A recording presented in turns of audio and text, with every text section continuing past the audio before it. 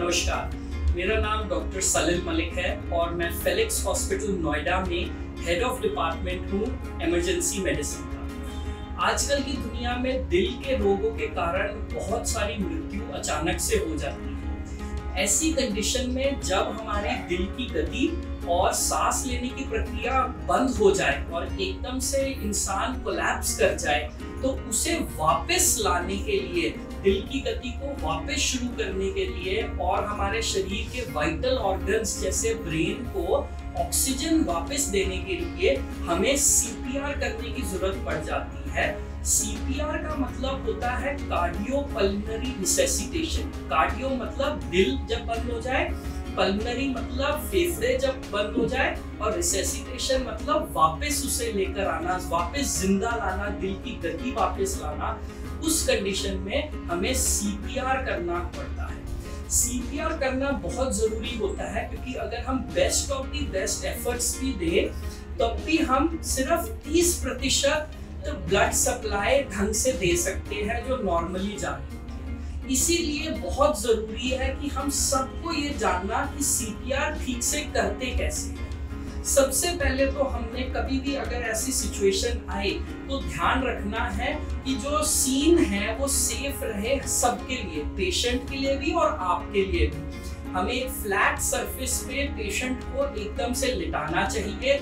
सोफे से है तो जमीन पे, अगर सड़क के बीच में है तो साइड में लाकर, और हमें उसको एकदम से रिस्पॉन्स चेक करना है।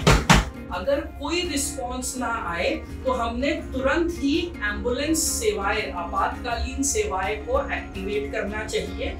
उसके बाद हमें पेशेंट की पल्स चेक करनी चाहिए गले पे, और साथ ही साथ में झुककर देखना चाहिए कि पेशेंट सांस ले रहा है कि नहीं। जब हमने ये असर्टन कर लिया है कि पेशेंट की दिल की गति और सांस की प्रक्रिया बंद हो गई है, इमीडिएटली हमने सीपीआर शुरू करना है।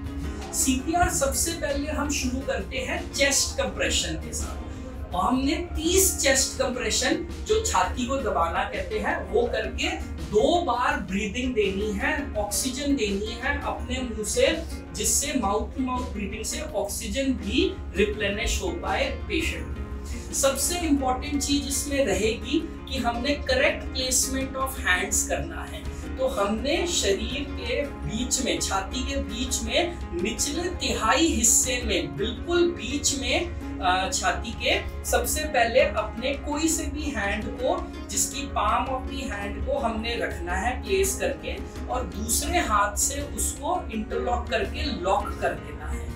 और हमने एकदम से सीपीआर शुरू करना है, and we need to push hard and fast, और हमने 30 कंप्रेशंस देनी है। इस कंडीशन में हमने लगभग 1/3 हमारी एंटीरियर पोस्टीरियर डायमीटर, जितनी छाती है उसका 1/3 दबना चाहिए छाती, वो दबानी है, और हमने जल्दी दबानी है, जिसका रेट इस प्रकार होता है 1 2 3 4 5 6 7 8 9 10 11 12 13 14 15 16 17 18 19 20 21 22 23 24 25 26 27 28 29 30।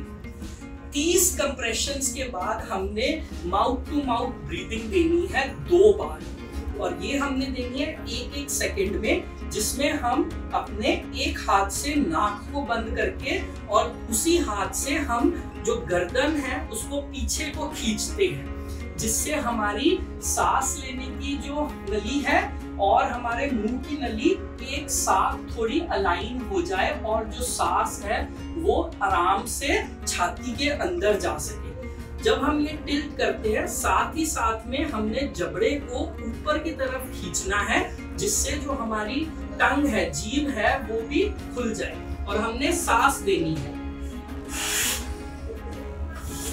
और इस समय हमने छाती को देखना है कि वो ऊपर उठ रही है कि नहीं, उतनी ही सांस देनी है जिससे छाती बस उठे।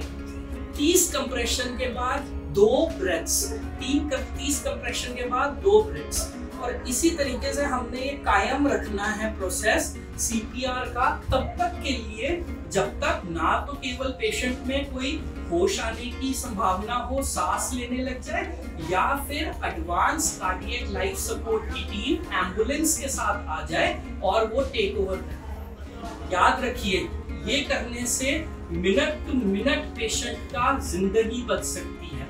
इस समय जहाँ पे मिनट और सेकंड इतने इंपॉर्टेंट होते हैं कि ऑक्सीजन जाए ब्रेन में, हम किसी की जिंदगी बचा सकते हैं। धन्यवाद।